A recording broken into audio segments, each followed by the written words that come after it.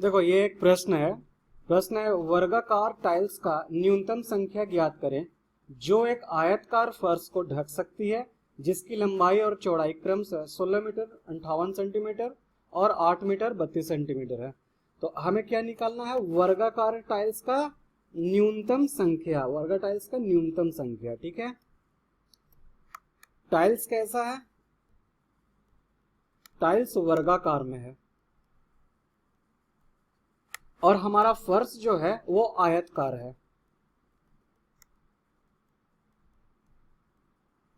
और जो हमें निकालना है वो है न्यूनतम वर्गाकार टाइल्स निकालना है। मान लो ये हमारा एक फर्श है जो आयताकार है, यानी इसकी लंबाई 16 मीटर 58 सेंटीमीटर है और इसकी लंबाई 8 मीटर 32 सेंटीमीटर है। ठीक है, तो इसको अगर हम सेंटीमीटर में लिखे तो 1658 सेंटीमीटर ये हो जाएगा और ये 832 सेंटीमीटर हो जाएगा। ठीक है, अब हमको इस पूरे आयताकार फर्श को वर्गाकार टाइल्स से भरना है। ठीक है, और वो कैसा होना चाहिए?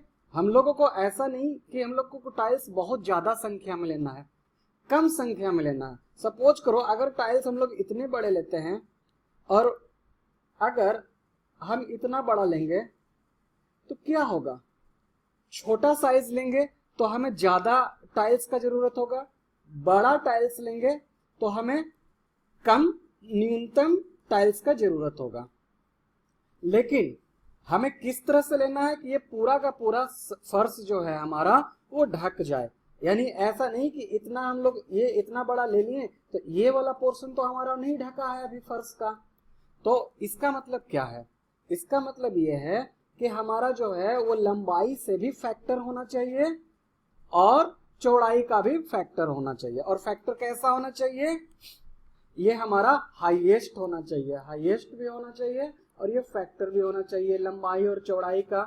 तो हम लोग क्या करेंगे, इसका और इसका HCF निकालेंगे, यानी महत्तम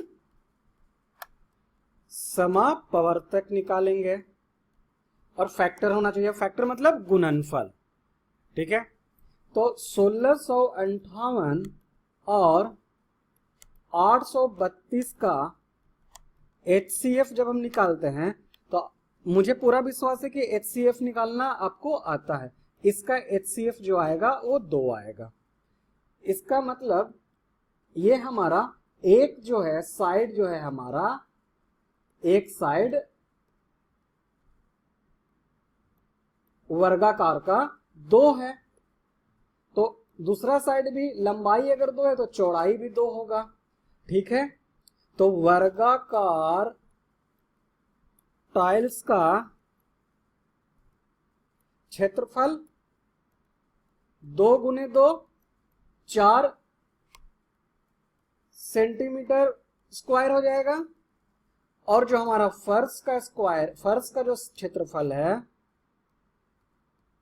वो 1658 गुने 832 सेंटीमीटर स्क्वायर होगा।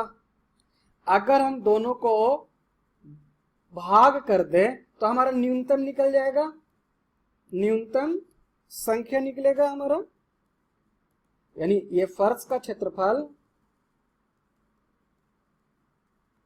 और टाइल्स का क्षेत्रफल को हम लोग भाग करेंगे, जो आएगा हमारा वही आंसर हो जाएगा।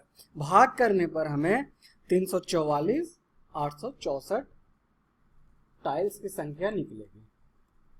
हमें पूरा विश्वास है कि आपको अब ये समझ में आ गया होगा।